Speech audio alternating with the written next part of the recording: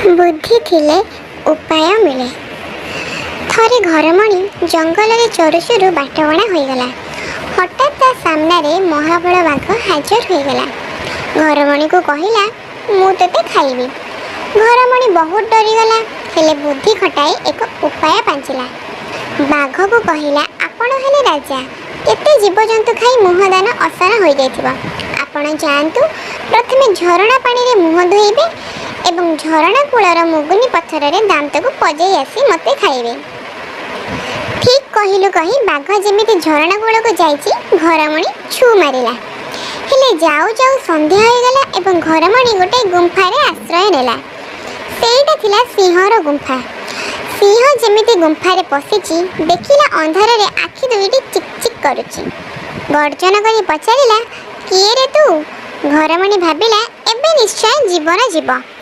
तथापि एथर मध्य साहस संचय करी कहिला मो धप धप राजा मो सिंह दीटा गोचा। एक सिंगरे गछ को भांगे द्वितीय सिंगरे सिंह को मारे। यह सुनी सिंह प्राण विकल रे सेठारु जाई आउटा पांचटा सिंह को धरी आसिला। तांको गर्जन रे गुंफा थरी उठुताए। घरमणी छाती के दंभ करी कहिला ए सिंह तोते 10टा सिंह आनिबु कहिथिली तू कोन 5टा आनिछु आसे तोते आग खाइबी। यह सुनी सिंह माने भाबिले एई सिंह हमकु एटिकी मारिया पई आनिछि। जी जुआडे पाडिले प्राण विकल रे धाइले। सकाळ हेबार घरमणी घर को फेरिला।